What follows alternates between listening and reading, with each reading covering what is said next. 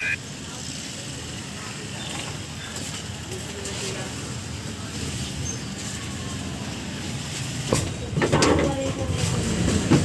matamlay ka yata. Kamusta ka na? Okay lang naman ako na eh. Kaso kasi, ang iniisip ko, gusto kong magtrabaho, pero gusto ko rin naman mag-aral. Eh kaso, yung mga gastusin naman sa bahay, nagsasabay-sabay din. Anak, kaya ko naman yan eh. Igagapang ko yan. Basta mag-aral ka lang. May palaba dyan si Maring Maylin.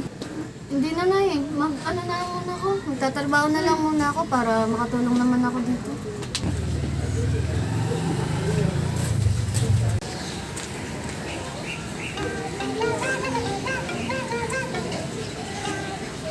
Mare, napatawag ka. Ano sadya mo?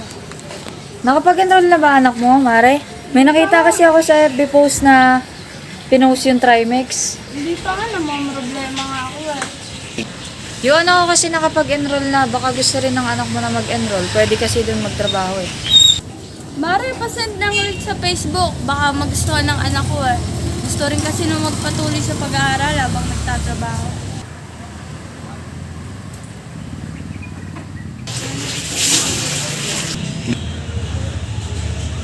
Totoo nga yung sabi ng Mare pa. Anak, dito. Ano ba yun? Totoo pala yung sabi ng kumari ko. Na? Ano daw sa Trimex maganda, tapos ano pa? Pwede ka magtrabaho habang nag-aaral. May web sila doon. Web? Ano yun? Para saan yun?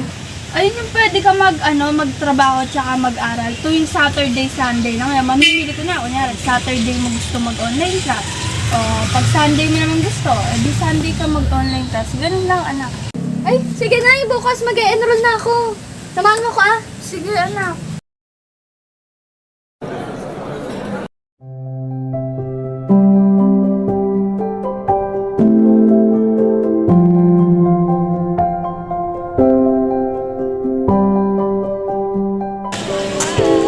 Saan pala yung room 303? Tara, sabay na tayo. Doon din ba room mo? Oo. O, tara.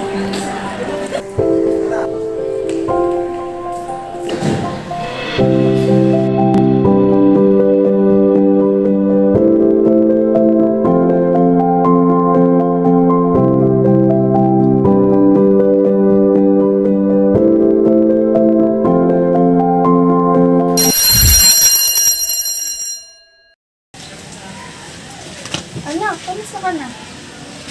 Okay lang naman ako na eh. Masaya nga mag-aral sa Trimex eh.